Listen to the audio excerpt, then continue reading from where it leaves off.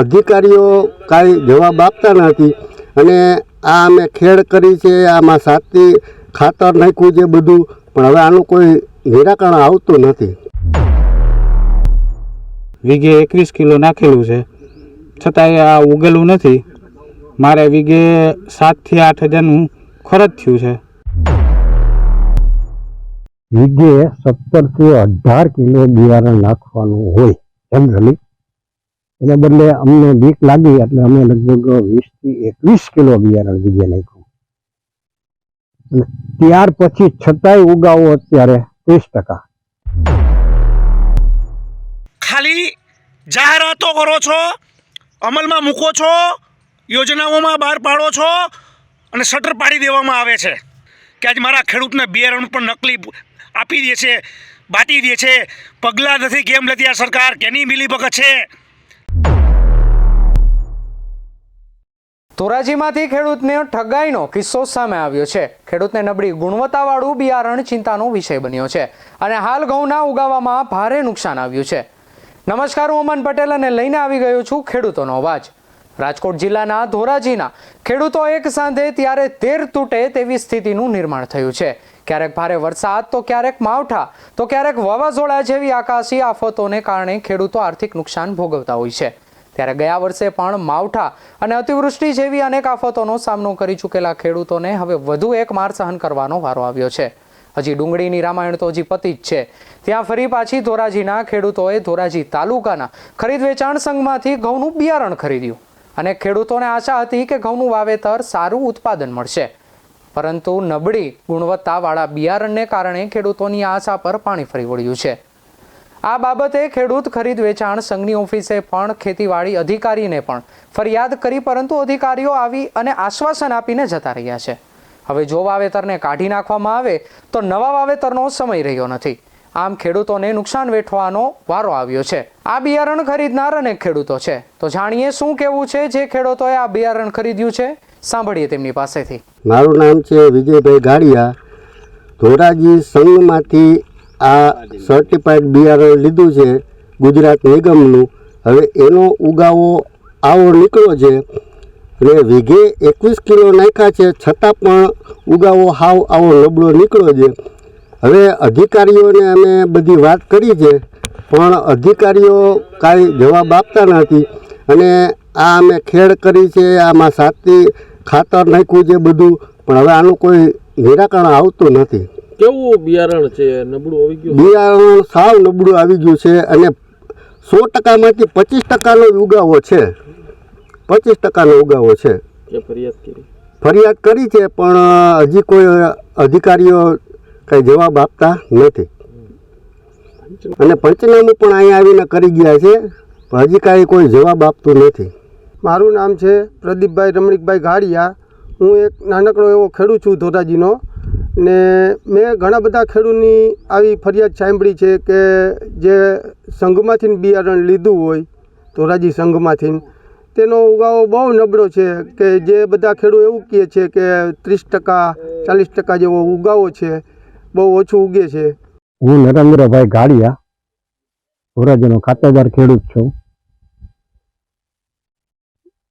ચોમાસા સિઝનમાં આખો પાક, કપાસ છે, આ છે, બધા લગભગ 80-85% ફેલ થયા.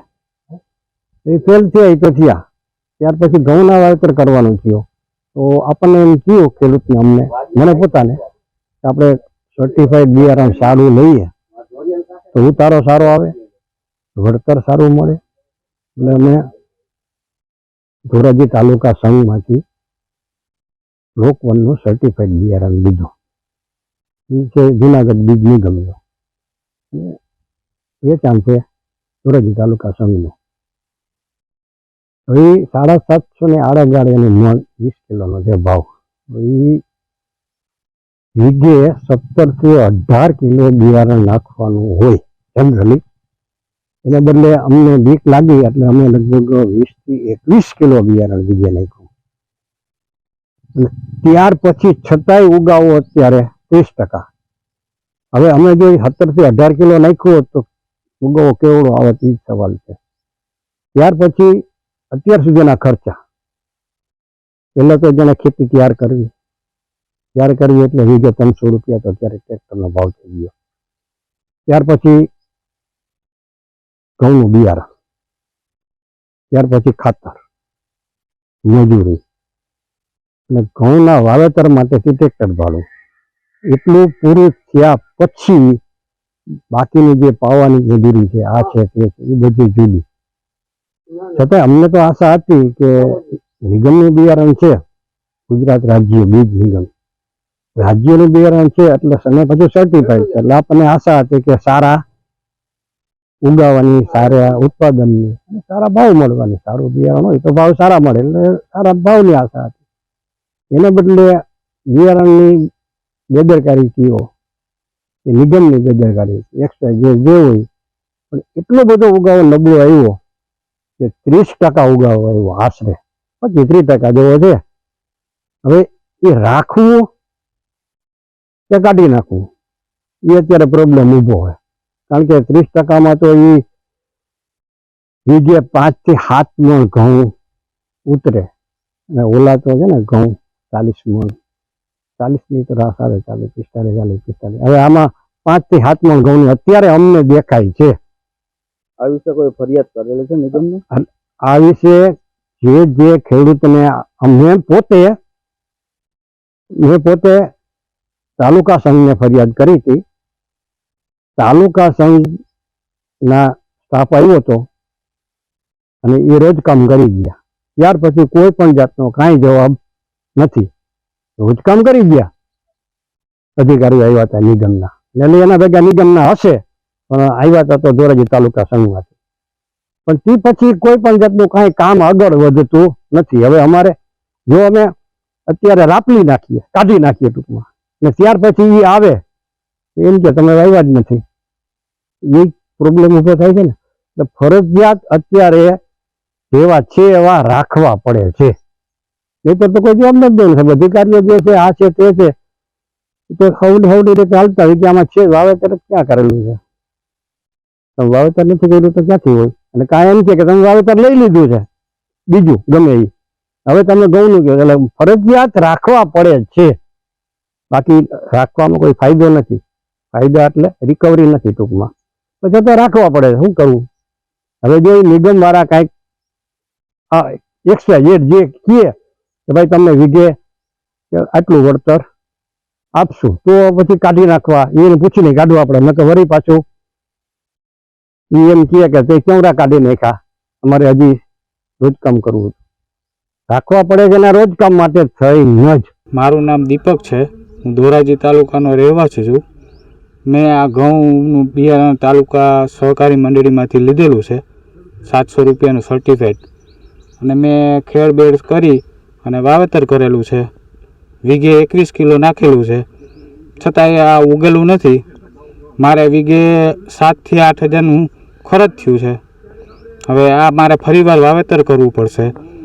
તો હવે મેં તાલુકા મંડળીમાં જાણ કરેલી છે, એને બધું સર્વે કરેલું છે, છતાં કોઈ કાંઈ નિર્ણય આવેલો નથી. એટલા માટે હવે મારા ખર્ચાનું જે કાંઈ થયું હોય ખેડબેડનું, એ બધું વળતર ચૂકવવા મંડળીને રજૂઆત કરેલી છે, છતાંય પણ કાંઈ જવાબ મળ્યો નથી.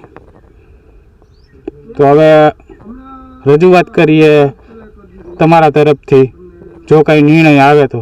ખેડૂતો શું કહી રહ્યા છે તે તો આપે જોયું જ. હવે આપણે જાણીએ ખેડૂત અગ્રણી જીતેશભાઈ વઘાસિયાનું શું કહેવું છે. જય જવાન, જય કિસાન. મિત્રો, મારું નામ જીતેશ વઘાસિયા, ગામ મારું ધોરાજી. એક ખેડૂત અગ્રણી તરીકે વાત કરું છું આજે, કે આજની તારીખમાં આ સંઘમાંથી જે મારા ખેડૂતોએ બિયારણ લીધું છે એ નકલી કેમ નીકળ્યું છે? ઉગાવો નથી આવ્યો. સહકારી ક્ષેત્રની આજે સંઘની અંદર કે આજે મારા ખેડૂતે ફરિયાદ કરી છે, બિલ લઈને સાથે ગયો છે. આજે ખાતર તમે જુઓ, ટ્રેક્ટર ભાડાના ખર્ચા જુઓ, ખેડના ખર્ચા જુઓ, તો આ શું કરવા બેઠી છે સરકાર? અધિકારીઓ પગલાં કેમ લેતી નથી? આજે મારા ખેડૂતનું બિયારણ ઘઉં વાવ્યા હતા, તો આજે મારા ખેડૂતનું બિયારણ ઉગ્યું નથી. આજે નકલી બિયારણ પણ નીકળ્યું છે સંઘની અંદર, તો ક્યાંનો ન્યાય છે? શું કરવા બેઠી છે સરકાર કેમ અધિકારીઓ ઉપર ને તંત્ર ઉપર કહું કે જાણકારીમાં પગલાં લેતી નથી? શું કામ નથી લેતી? આજ મારા ખેડૂતનો માલ ઢોલે ટીપાય છે. મારો ખેડૂત આજે સંઘની અંદર બિયારણ લઈને આવ્યો છે. આજે મારો ખેડૂત વાવીને બેઠો છે તો મારા ખેડૂતનું બિયારણ ઉગ્યું નથી. આ ક્યાંનો ન્યાય છે? શું તંત્રની મિલીભગત છે? શું સત્તાધીશોની મિલીભગત છે? આ ક્યાંનો ન્યાય છે? કેમ તમે તમારી મન પડે એવી જાહેરાતો કરો છો? ખેડૂતનો માલ ઢોલે ટીપાય છે, મસ્ત મોટી જાહેરાતો કરો છો. ખાલી જાહેરાતો કરો છો, અમલમાં મૂકો છો, યોજનાઓમાં બહાર પાડો છો અને શટર પાડી દેવામાં આવે છે. આ ક્યાંનો ન્યાય છે? તમે એક કામ કરો, આ સરકાર, ગુજરાત સરકારને હું કહેવા માગું છું, ડુંગળી જોવો, તમે સોયાબીન જોવો, કપાસ જોવો, મગફળી જોવો, કઠોળ જોવો, તુવેર જોવો, કેનો ભાવ છે? આ સરકાર ખેડૂતોની આવક બમણી કરવાની વાતો કરે છે. ખેડૂતને કોઈ પણ સહાય ચૂકવવી તો એના પૈસા નથી. વાહ, આ ક્યાંનો ન્યાય છે? શું કરવા બેઠી છે આ સરકાર? જગતનો તાત, જગતનો અન્નદાતા, જગતનો પાલનહાર, કે આજે અમે છીએ તો આ જગત છે. આવું તો આ હું દેશની અંદર જોઈ રહ્યો છું કે આ શું કરવા બેઠી છે સરકાર. 156ની વાત નથી કરતો હું, 182 ધારાસભ્યની વાત કરું છું. આ વિધાનસભાની અંદર આ ચૂંટીને મારા ખેડૂતે જે ખોબલે ખોબલે મત ભરીને આપ્યા છે અને આજે કૂતરાની જેમ પૂંછડી પટપટાવીને સરકારના ગુલામ બની ગયા છે. આ ચૂંટાયેલા વ્યક્તિઓ, ધારાસભ્ય હોય, એમએલએ હોય, ગમે તે, કે આજે ચૂંટાઈને ગયા છે, આજે કૂતરાની જેમ પૂંછડી પટપટાવીને આજે આના ગુલામ બની ગયા છે આ સરકારના. આ ક્યાંનો ન્યાય છે? ધિક્કાર છે આવી સરકારને, ધિક્કાર. કે આજે મારા ખેડૂતને બિયારણ પણ નકલી આપી દે છે, બાટી દે છે. પગલાં નથી કેમ લેતી આ સરકાર? કેની મિલીભગત છે? શું કરવા બેઠી છે આ સરકાર? આ ક્યાંનો ન્યાય છે? શું કરવા બેઠી છે આ સરકાર? હું એ વિચારું છું. જય જવાન, જય કિસાન. તો આ સાથે મળતા રહીશું ખેડૂતોના અવાજમાં. તમે જોતા રહો BS9 TV ન્યૂઝ, સત્યની સાથે સત્યની ખોજ.